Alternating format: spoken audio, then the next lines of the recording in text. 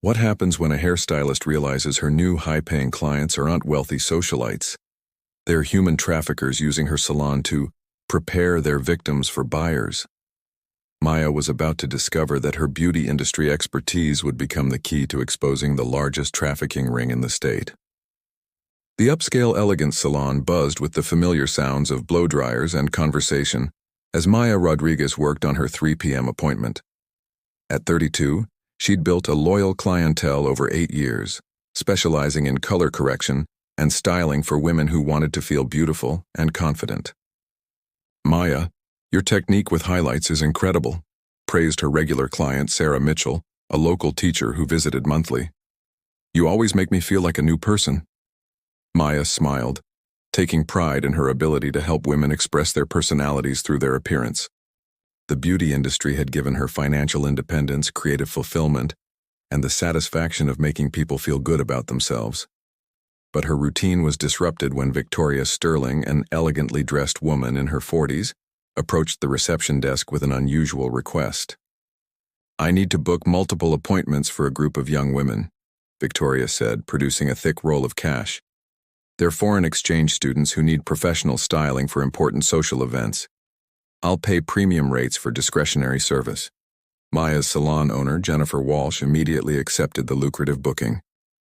"Maya, you'll handle the group appointments. Victoria's paying double rates for privacy and flexibility." What seemed like a windfall opportunity quickly became disturbing when Maya met the foreign exchange students. The young women who arrived for their appointments were nothing like typical international students. They ranged in age from 16 to early 20s, spoke minimal English, and exhibited behaviors that Maya's professional experience recognized as signs of severe distress. "Hi, I'm Maya," she greeted the first girl, a petite 18-year-old with dark circles under her eyes and visible bruises on her wrists. "What kind of style are you hoping for today?" The girl looked terrified and glanced constantly at Victoria, who remained in the salon during all appointments, unusual for someone just coordinating services for others.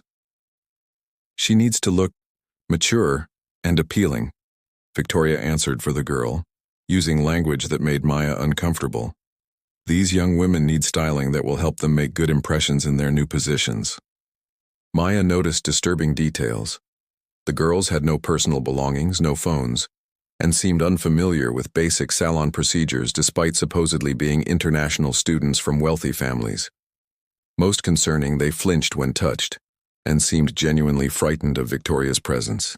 When Maya tried to engage them in normal conversation, Victoria would immediately redirect the discussion or answer for them, claiming language barriers that Maya's bilingual skills could easily have overcome.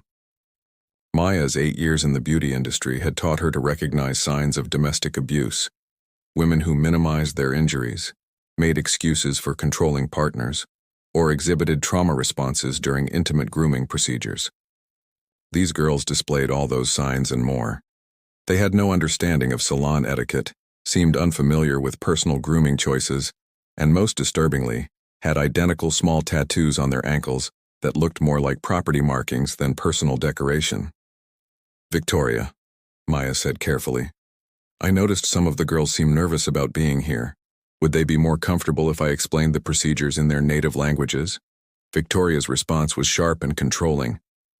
"Maya, these girls are here for professional service, not conversation. Please focus on the styling work rather than socializing."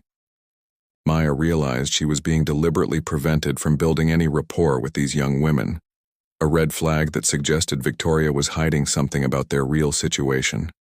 But Maya's growing suspicions were confirmed when she overheard Victoria making phone calls about preparing the merchandise and ensuring buyer satisfaction. What Maya didn't realize was that her salon was being used as the final stop before these girls were sold to the highest bidders. Part 2. When a hairstylist discovers her beauty skills are being used to help human traffickers, will her industry connections be enough to save the victims?